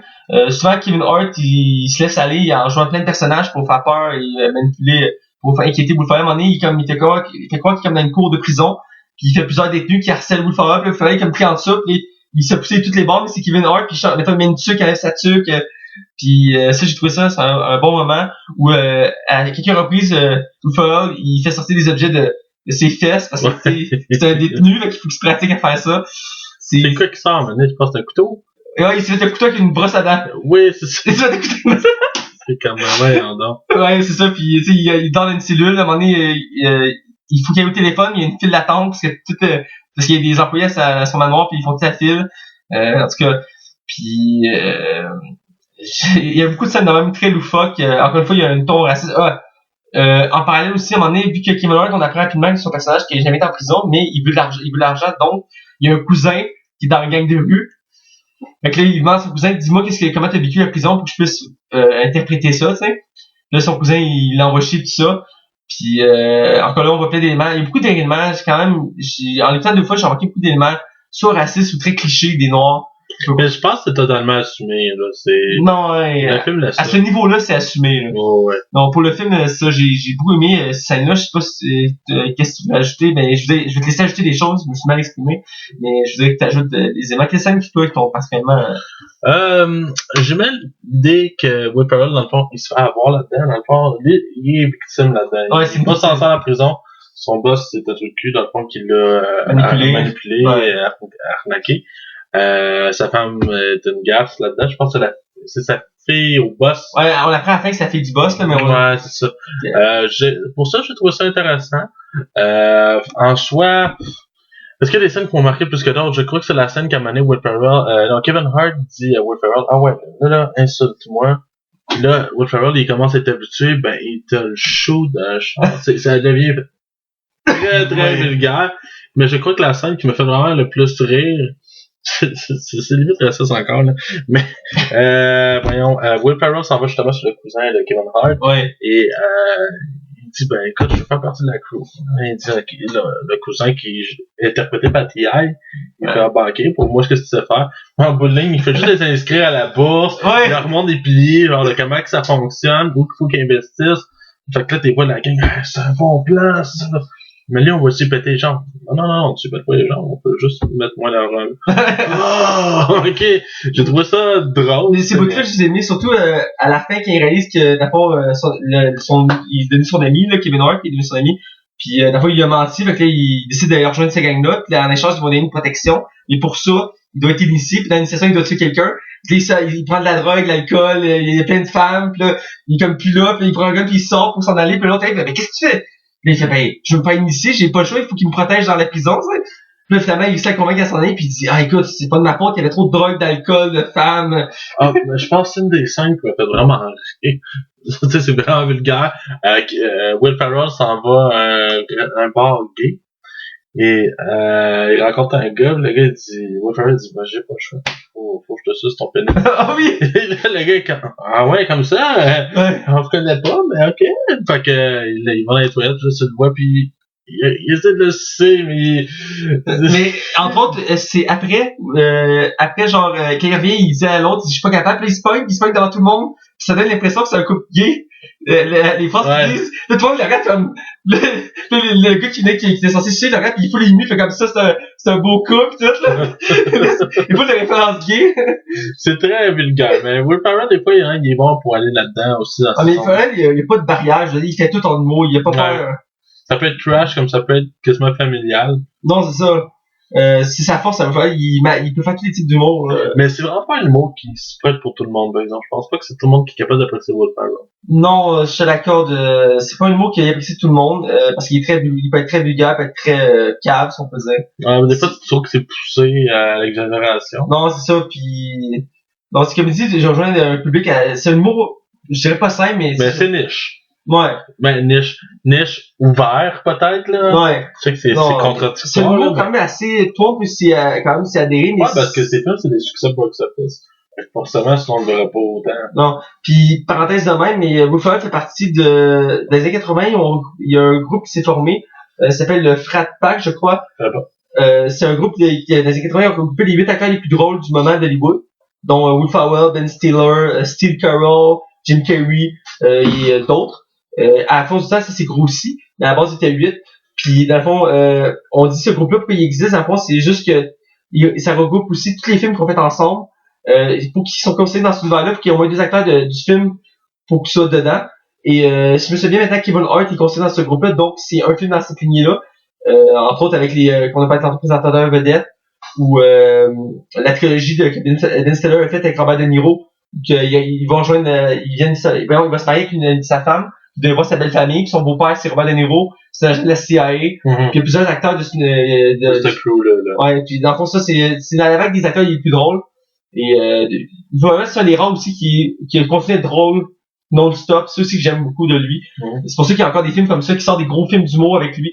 Et puis Ben Stiller. Ouais, Ben Stiller. Il y a des acteurs comme ça, mettons Jim Carrey, qu'on voit beaucoup moins maintenant. Par choix, lui, en plus. Parce que je pense pas que c'est une question de popularité.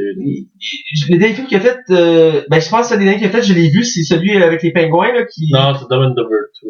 Là, je l'ai dit aux deux. C'est le dernier film qu'il a fait. Ok, ben, j'ai pas vu celui-là. Ah oui, son classique qu'il a fait, oui. Ouais, ben, que tout le monde déteste, que j'aime beaucoup, là. J'ai vu le premier à l'époque, mais j'ai pas eu encore le premier, c'était sûrement des meilleures comédies que tu peux voir. Ah, il était très drôle, mais si j'ai pas eu la chance de voir le deuxième, mais c'est vrai, c'est le dernier qu'il a fait, mais avant ça, un de ses derniers, c'est le truc avec les pingouins.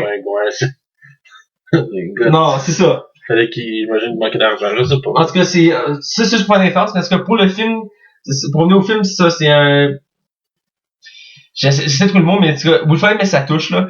Les scènes, comme je disais, la scène gay, où, à la fin, pas à la fin, mais, quand il réalise la fois qu'il s'est fait avoir, je sais pas si ça fait de la scène, parce qu'à un moment donné, il dit non, mais je veux vraiment pas aller en prison, là, il dit, je serai pas prête. Il dit, ok, mais t'as essayé de trouver c'est qui a fait ça? Son ami noir, il dit ça. Il dit, ben, c'est trop compliqué, je peux pas t'expliquer, tu comprendrais pas. Il dit, ben, essaye. Il prend un chevalet. C'est un présentoir qui a un papier dessus pour écrire. Puis il fait un graphique de sa compagnie. Ah, oui. Puis il dit, dans le sens, il est comme le directeur général, qui est son boss. Puis après, il met tous les départements, puis il met des flèches qui pointent toutes dessus. Puis il dit, l'informatique, c'est pointé là. L'économie, c'est là. Les actions, c'est là. Et il pointe toutes les arrêts, il fait, OK, mais si tout est relié là, c'est lui le coupable. Ben non, là, ça peut être lui, c'est comme un père pour moi. Ben réveille! C'est clair que c'est lui, là. Que non, tu dis c'est logique, tu sais. Lui qui comprend pas, c'est le message du pouvoir drôle, parce que Kevin Hart est comme... Il est expressif, ouais. Pour ça, j'ai beaucoup aimé. Si on parle, on va parler de la fin aussi, parce que c'est un film, il y a une fin. Dans le fond, à la fin, il découvre c'est qui, puis il réussit à l'avoir. C'est là qu'il y a une des scènes les plus, comme je disais, absurde, dans le sens que là, il y a un peu d'action, on s'attend pas à voir dans le film. Ouais, ils se battent dans le bateau, dans le fond, dans le yacht. Ouais, dans le yacht, puis ils se battent aussi dans la maison du gars juste avant, parce qu'ils veulent voler l'ordinateur. Puis c'est là que tu vois Woofala qui se bat, puis il se bat avec une espèce de yoga. Ouais, parce que ça faisait longtemps qu'il se pratiquait, et finalement, ouais, ça servait à quelque chose. Ouais, c'est ça, puis il sert de Kevin Hart comme arme. Puis, ouais, ça devient n'importe quoi. Je dis Kevin Hart parce que j'ai vu le nom du personnage, mais c'est s'en sert comme arme. Ouais. C'est un bout de loufoque du film aussi. Et puis ça, la fin finit... Te rappelles-tu? C'est dans le fond, je crois qu'il frappe son boss, puis il se ramasse en prison pareil. Non, il arrive au bateau. Puis là, d'abord, il y a son truc parce qu'il peut pas s'éloigner de la ville parce que ah oui. La police arrive, il l'arrête. Ouais. Puis là, lui, il avait emmené une arme avec lui parce que la gang de son ami il avait donné. Puis là, il dit, oh, finalement, on n'a pas besoin de ça. Puis il sort son arme pour l'acheter. Puis la police le pointe. Fait que finalement, il a dû faire comme 6 mois de prison parce qu'il possédait une arme illégale. Fait que là, d'abord, il était prêt parce que son ami l'avait préparé. Puis là, ça finit que d'abord, il a investi en compagnie de son ami de nettoyage d'auto. Puis il part d'une entreprise à deux. Ouais, c'est ça. Puis d'abord, il y a une morale de ça, là. Je veux dire, je trouve qu'il y a une morale à la fin du côté l'amitié, peut-être? Ouais, l'amitié, il faut compter sur les vrais amis. C'est ceux qui sont là pour nous. Puis aussi que l'argent, c'est pas tout dans la vie. Parce qu'au début, tu vois, il est très, il a son manoir, il s'en fout de ses employés, l'argent, il le dépense, tu sais. Ouais. Puis je trouve qu'il y avait une morale, ça, j'ai aimé aussi du film. C'est pas le cas de les films d'humour de Woofala, mais il y a une petite morale à la fin que j'ai trouvé. Parce que j'imagine que c'est à cause du scénariste Ethan Cohen qui a mis sa touche. Parce qu'elle a rien à voir derrière de la cravate beaucoup. Ouais. J'ai beaucoup aimé le film pour ça. Je sais pas si tu as acheté d'autres éléments. Non, moi je prends toute la note. Ok, ben, sans plus tarder, on va aller avec la note. Dans le fond, c'est une note sur 5 comme d'habitude. Alors, je te laisse commencer avec... Je vais donner un 1. Non, c'est pas vrai. Encore? Non, sérieusement, je vais donner un 3 sur 5. Si t'as mis un note à date, je crois. Ouais, c'est possible. J'écoute. Non, pas tout ça, je vais donner 3.5. Ah oui, je crois que oui, ouais. Je donne 3 sur 5, c'est pas mauvais. C'est pas grandiose. Tu me disais 3 là, tu te mets là, je pense. Là. Tu disais 3? C'est 3 là, je donne 3 sur 5. C'est pas mauvais, c'est pas excellent, mais c'est une bonne comédie. Alors, je donne un 3 sur 5. Toi, tu donnes combien? Écoute, je pense qu'une fois, on va se rejoindre à la même place. Je donne un 3 aussi. Ok. Je pense que c'est vrai, je suis surpris de ça, on est assez divisé pour les opinions de films. Ouais, moi, je suis le gros méchant. Ouais, c'est ça, t'es gros. Quand tu vas voir quand on va poigner les films que je trippe. Ouais, les 4-5 films que t'as vu dans ta vie, là. Ouais, j'en ai vu 4-5 ou 3-2. Bref, c'est ça, je donne 3. C'est une bonne comédie. Pas mal Woofala, mais on passe un bon moment. Je le recommande surtout pour découvrir Kevin Hart. C'est un excellent film pour le découvrir. Il commence au cinéma quand même assez récemment. Donc, ça vaut la peine. Moi, je l'ai découvert grâce à ça. Il était pas très connu avant. Puis là, il était un boom. Il était connu surtout plus l'humour, mais là, l'acting, là, il est parti pour ça. Et je sens qu'on va le voir dans des grosses choses bientôt aussi. Ben là, actuellement, je pense qu'il a commencé le tournage, ou ils vont commencer le tournage de Jumanji, le remake avec The Rock. Il va dans le nouveau Jumanji, la version 2010. Ah, je savais pas, ok. Ouais. Tu peux rester dans ta tombe, Robin Williams. Ok. Donc, pour conclure, dans le fond, je vous invite à continuer sur notre page, à rester à l'afflux, à partager la vidéo, à commenter, à nous dire vos commentaires. On aimerait vraiment vous entendre, savoir si on fait ça bien, si on a des choses à améliorer, si on a des idées, pour soit les chroniques, soit les films, les séries. Ouais, des suggestions. Ouais, c'est ça, les toujours partant. On a une seule suggestion à date et on est éventuellement prêt à en avoir d'autres. Oui. Dans le fond, gênez-vous pas. Vous pouvez nous suivre aussi sur Twitter. Oui, entre autres sur Twitter, sur Facebook, Twitter, YouTube. On est toujours en train de travailler pour iTunes. Oui, qui est un fardeau total. Ah, écoute, mais dès qu'on va avoir ici, ça va être merveilleux. Et dès prochainement, d'ici quelques jours, on va être disponible sur la plateforme. RZO, actuellement, on est pour parler pour les rejoindre. Ils nous ont dit qu'ils étaient partants, qu'éventuellement on s'en vienne. Ils peuvent atteindre les 5 épisodes. Actuellement, vous écoutez le 5e épisode, alors j'ai contacté cette semaine et ils nous donnaient peut-être une visibilité supplémentaire. Pour ceux qui connaissent pas RZO, vous pourrez en faire un bref... ouais, dans le fond, c'est un excellent site qui est occupé par la compagnie... je pense que c'est Zang. En tout cas, dans le fond, eux autres, ce qu'ils font, c'est qu'ils récupèrent tous les meilleurs podcasts, ou tous les podcasts qui sont au Québec, que ce soit en humour, que ce soit au cinéma, que ce soit en jeu vidéo. Ils regroupent tout sur le même site avec un flux RSS. Et dans le fond, ce qu'ils font, c'est qu'ils partagent. Et dans le fond, moi, tous mes podcasts, je vous dirais que 70% des podcasts que j'écoute actuellement, je les ai tous découverts sur RZO. On peut passer du podcast de Mike Ward à celui de Bruno Georget qui s'occupait qui jouait, mais qui était chroniqueur à Monsieur Net. On peut aller plein de podcasts, je vous le recommande fortement ce site-là. Et on est fiers de pouvoir rejoindre justement cette famille-là. Écoute, ouais, moi j'ai très hâte, ça va nous aider à avoir une meilleure visibilité. Donc, continuez à nous suivre.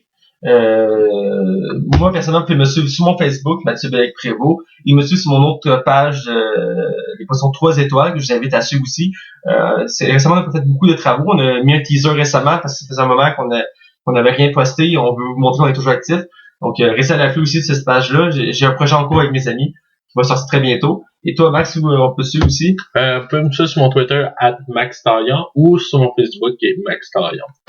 Parfait. Alors, je pense que c'est ça qui conclut notre émission. Alors, à la semaine prochaine. À la semaine prochaine.